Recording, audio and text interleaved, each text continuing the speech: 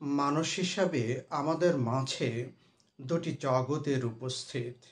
একটি হচ্ছে বাহ্যিক জগৎ, আরেকটি হচ্ছে ভেতরের জগৎ। বাহ্যিক জগতে আমাদের অনেক কাজ করতে হয়।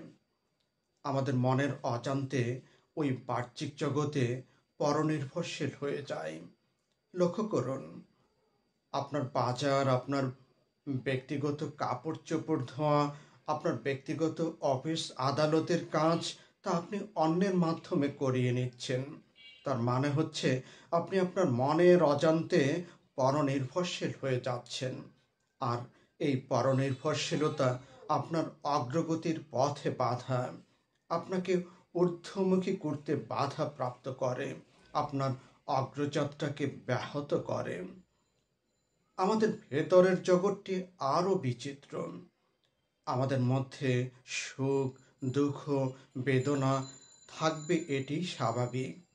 আপনি লক্ষ্য করবেন, আপনি যখন অন্যের প্রশংসায় অধিক পুলকিত হয়ে থাকেন, তাহলে আপনি নিশ্চিত থাকতে পারেন যে আপনি অন্যের প্রশংসা দ্বারা প্রভাবিত। তার মানে হচ্ছে আপনার আনন্দ, আপনার সেই পুলকিত অবস্থাটি অন্যের প্রশংসার উপরে নির্ভরশীল।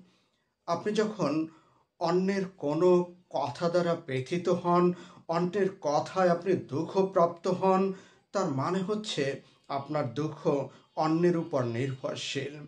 এভাবে আমরা আমাদের মনের অজান্তে আমাদের সুখ, দুঃখ পরনির্ভরশীল হয়ে যাচ্ছে। আপনি জানেন কি এই পরনির্ভরশীলতা আপনাকে কত ক্ষতি করছে?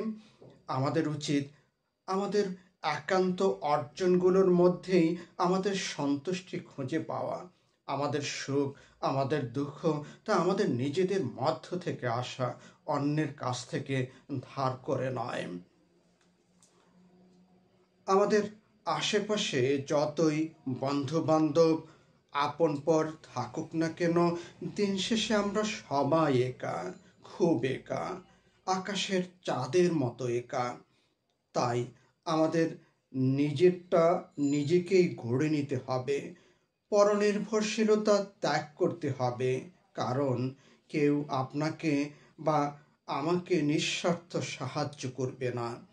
কিছু করলেও সে তার লাভ খুঁজবে নিজের স্বার্থের জন্য। কারণ মানুষ বড়ই স্বার্থপর, সে নিজের ভালো ছাড়া অন্য কিছুই বোঝে না। তাই আসুন আমরা পরনির্ভরশীলতাকে ত্যাগ করি, অন্য